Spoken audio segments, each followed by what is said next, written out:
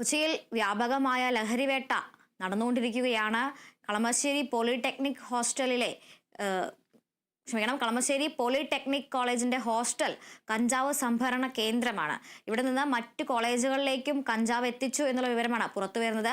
കച്ചവടം പൂർവ്വ വിദ്യാർത്ഥിയായിരുന്ന ഷാലിഖിന്റെ നേതൃത്വത്തിൽ ഒരു ബണ്ടിൽ കഞ്ചാവിന് 6000 രൂപ കമ്മീഷൻ ലഭിക്കുമെന്നും ഷാലിഖിന്റെ മൊഴി. വാർത്തയുടെ വിശദാംശങ്ങളുമായി സാനു കെ സജീവ് ചേരുന്നുണ്ട്.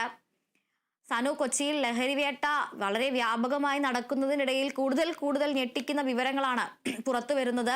ഒരു ബണ്ടിലിന് 6000 രൂപ കമ്മീഷൻ ലഭിക്കുന്നു എന്ന് പറയുമ്പോൾ ആ ബണ്ടിൽ എത്ര രൂപയ്ക്കാണ് വിറ്റുപോകുന്നത് എന്നതാണ് ശ്രദ്ധിക്കേണ്ട ഒരു കാര്യം എന്ന് പറയുന്നത്. എന്തായാലും ഇത്തരത്തിൽ വലിയ ഒരു ശൃംഖല അല്ലെങ്കിൽ വലിയ ഒരു സ്രോതസ് മാഫിയ തന്നെ ഈ കുട്ടികൾക്ക് പിന്നിലുണ്ട് എന്നുള്ളതാണ് ഇതിൽ നിന്ന് വ്യക്തമാകുന്നത്, അല്ലെ?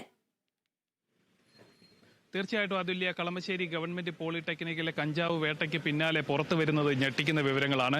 എന്തായാലും കോളേജിന്റെ ഹോസ്റ്റൽ കഞ്ചാവ് സംഭരണ കേന്ദ്രമാക്കി മാറ്റുകയായിരുന്നു ഇവരുടെ ലക്ഷ്യമെന്നും അവിടെ ഒരു കഞ്ചാവ് സംഭരണ കേന്ദ്രമാക്കി മാറ്റി ഒരു കച്ചവടം നടത്തുകയായിരുന്നു എന്നുള്ള നിർണായക വിവരമാണ് ഇപ്പോൾ പുറത്തു വരുന്നത്.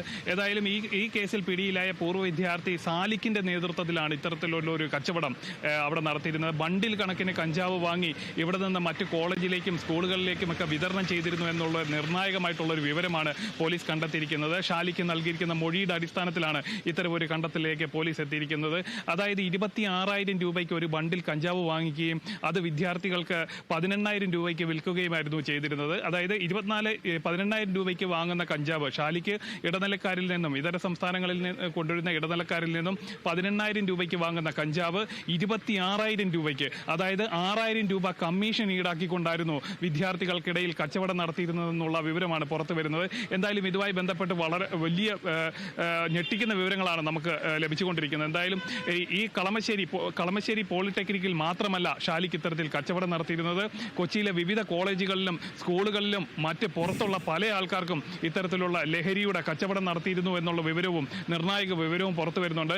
വലിയ തോതിൽ കമ്മീഷൻ വാങ്ങിക്കൊണ്ടുള്ള കച്ചവടം, അതായത് പൂർവ്വ വിദ്യാർത്ഥികൾ ആയതുകൊണ്ട് തന്നെ മറ്റ് പല സ്കൂളുകളിലെയും കോളേജുകളിലെയും വിദ്യാർത്ഥികളെ വളരെ വേഗത്തിൽ സൗഹൃദം സ്ഥാപിച്ചുകൊണ്ട് അവർക്കിടയിലേക്ക് കഞ്ചാവ് എത്തിക്കുന്ന ഒരു സ്രോതസ്സായി അല്ലെങ്കിൽ ഒരു വഴിയായി ഈ ഷാലിക്ക് മാറി എന്നുള്ളൊരു നിർണായക കണ്ടെത്തലാണ് പോലീസ് നടത്തിയിരിക്കുന്നത്. എന്തായാലും കളമശ്ശേരി കോളേജിലെ ഹോസ്റ്റലാണ് ഇതിനുവേണ്ടി ഈ ഷാലിക്ക് തെരഞ്ഞെടുത്തിരുന്നത്.